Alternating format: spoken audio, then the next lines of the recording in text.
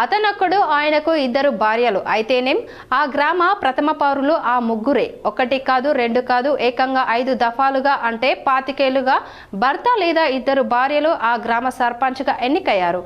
ఎవరు సర్పంచ్, ఎక్కడ ఆ గ్రామం? Watch this GTPL special story. Jagtial జిల్లా మాల్యాల మండలం గొల్లపల్లి గ్రామానికి చెందిన ఒగ్గుల కళాకారుడు మెతుకు కొమరయ్య సర్పంచ్ కుటుంబంగా మారింది.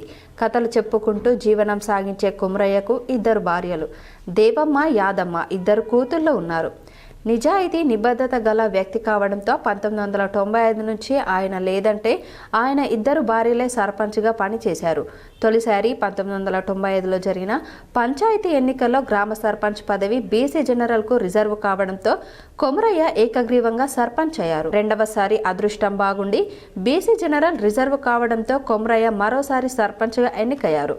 ఆ తర్వాత 2007లో సర్పంచ్ పదవి బీసీ మహిళ రిజర్వ్ కావడంతో మొదటి భార్య దేవమ్మ సర్పంచ్గా ఎన్నికయ్యారు. ఆ తర్వాత 2011లో మళ్ళీ బీసీ జనరల్ రిజర్వ్ కావడంతో మూడోసారి కొమరయ్య సర్పంచ్గా విజయం సాధించారు.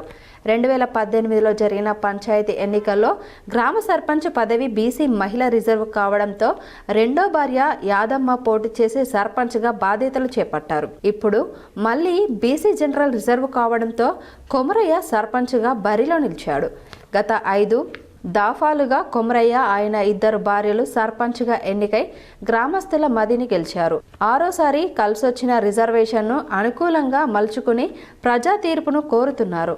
ఒగ్గు కళాకారుడు కావడంతో కథలు చెబుతూ నిజాయితీ నిబద్ధతకు మరో అవకాశం ఇవ్వండని ఓటర్లను కోరుతున్నాడు. గత 25 ఏళ్లుగా కొమరయ్య కుటుంబమే సర్పంచ్గా పనిచేసి ప్రజల మద్దతును కూడగట్టుకున్నప్పటికీ పెద్దగా సంపాదించింది ఏమీ లేదు. ఉండడానికి పెంకుటిల్లు, జీవనోపాధికి ఒగ్గు కథలు చెప్పడం తప్ప మరోటి లేదు.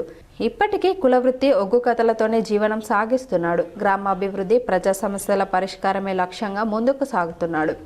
గత 10 ఏళ్లలో పలు అభివృద్ధి పనులు చేసినా నిధులు రాక అప్పులపాలై ఇబ్బందులైనప్పటికీ ప్రజల కోసం గ్రామ అభివృద్ధిని కాంక్షిస్తూ మరోసారి సర్పంచ్గా పోటీ చేస్తున్నానని కొమరయ్య, ఆయన భార్య యాదమ్మ చెబుతున్నారు. ప్రజాసేవే తమ ప్రథమ కర్తవ్యంగా భావిస్తున్నామంటున్నారు. ఒక్కసారి సర్పంచ్ అయితే మరో తరం తిన్న తరగని ఆస్తులు సంపాదించే ఈ రోజుల్లో ఆయన మంచితనం, నిజాయితీ, నిబద్ధత వరుసగా గ్రామ ప్రథమ పౌరునిగా నిలుపుతుందని గ్రామస్తులు అంటున్నారు.